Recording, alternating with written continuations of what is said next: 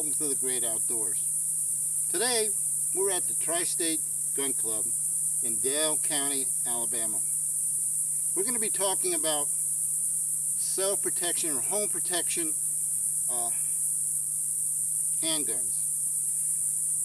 Home protection or protection handguns are one thing, then they have the shotguns and rifles and things that are another. I'm going to talk to you about two handguns, semi-automatic handguns, that are primarily used for concealment. They can be used as home protection guns, but mostly concealment. The first one is the Taurus 738-380 ACP. This little handgun is capable of holding 6 rounds of 380 ammunition, which is comparable to 9mm short. It's dependable. I've had my problems with it, and we'll get into that later. This has been modified. The paint pattern is different. I personalized this so that I knew it would be mine. I carry it with me when I go out into the field. It's personal protection against animals, snakes, and you never know where they're growing illegal substances these days. So this is what I carry most of the time. The second handgun that we're going to talk about is this Sigsauer 22 caliber long rifle semi-automatic pistol. It's called the Mosquito. The magazine holds 10 rounds, and it is very picky on what you feed it. You can't just go out and buy bulk ammo. This has to be top grade ammo to make this function. But when it functions, it functions. It's highly accurate, and you can rip off some rounds real quick. So these are the two that we're mainly going to talk about today. So sit back, relax, and enjoy our handguns for self-protection.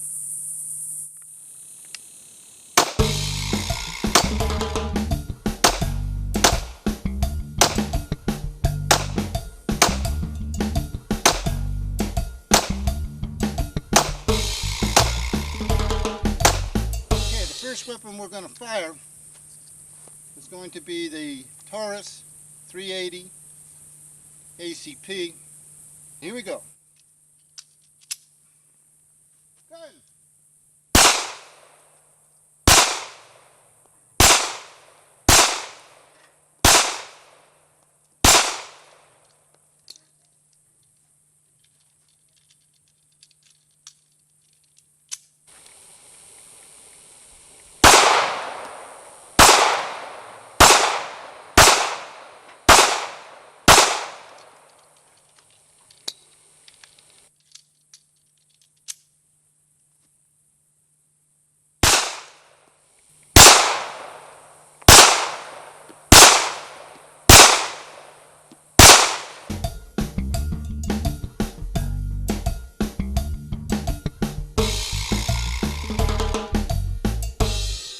Okay, the next handgun that we're going to talk to you about is the Sigsauer 22 caliber semi-automatic handgun.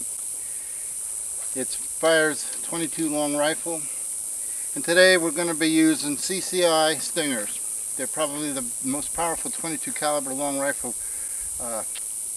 cartridge that I can find.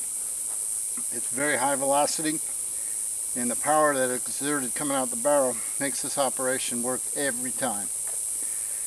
You can use the bulk stuff the Federal puts out. I buy it by the case. But after a couple of magazines, you get a lot of failure to feed because it just doesn't have the power to push it through the dirt and stuff that this gun does build up after just 10 rounds or so.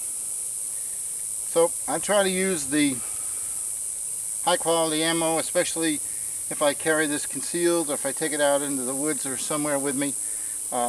It always has a high velocity hollow point ammunition in it.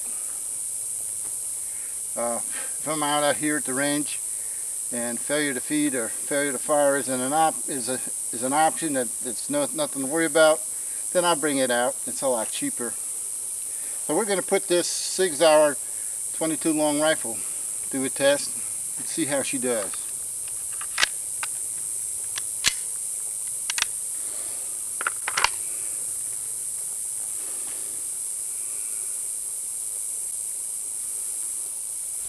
Ready? Gun!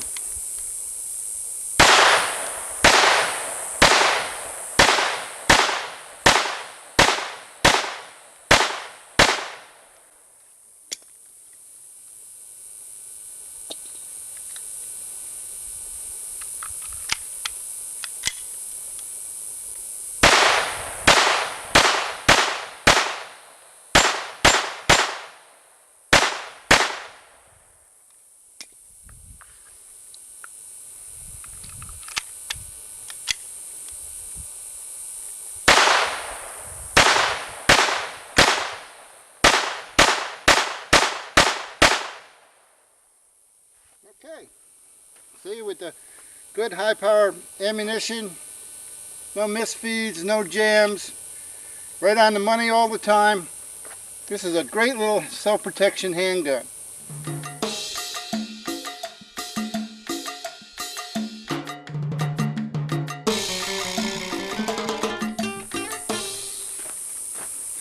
Okay, the third handgun that I want to show you is, this is my model 659. This is Smith Wasson 9mm. Now this 9mm, this has been around. This was manufactured in 1982.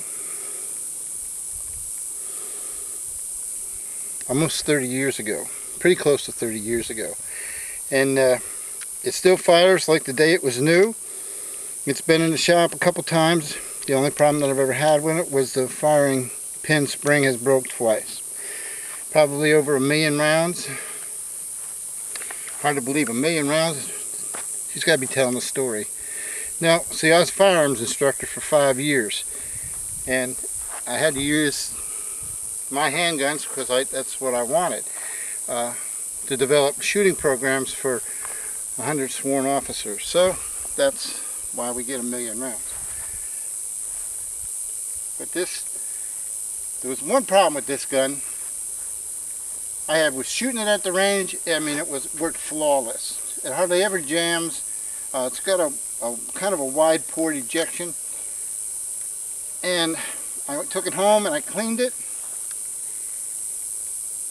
And I carried it. Never had to use it. The following week I went to the range, put it in my practice ammo, pulled the trigger, and click, nothing. Click, nothing. Click, nothing. Click, nothing. I took it apart, and once again it was a firing pin spring.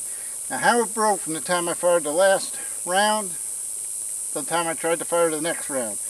But it broke, and if that fire pin doesn't go back and go forward, it ain't going to shoot. So we're going to go ahead and shoot a couple magazines through this. This is a good self-protection gun, a home protection gun, I would say. This thing feels like it weighs 5 or 6 pounds. It's something that I carried around on my belt, uniform. Ended up with back problems by the end of my career because this was only part of all the other crap that we had to carry. So it's big, it's heavy, but it's accurate, dependable, and it would be a great weapon to have in your bedstand.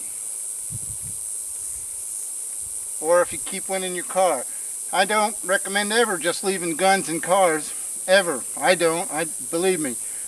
I've woke up in the middle of the night and remembered that I had put a gun in the glove box or something, and I just jumped right up and go get it. Because these are your responsibility. Kid gets a hold of one, it's your responsibility. So what I say is, always keep it safe, know where it's at.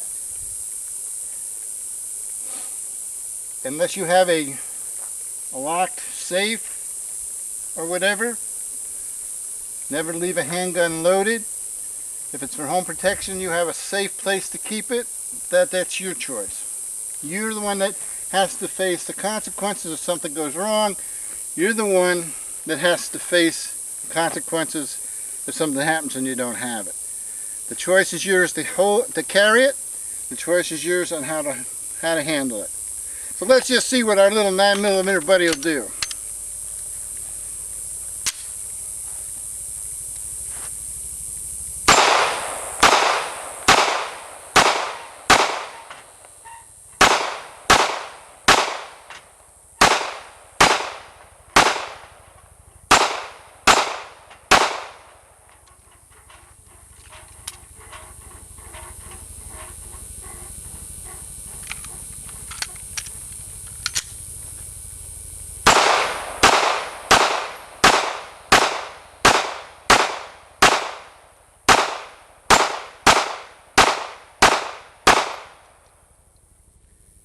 The good thing about these guns, high capacity.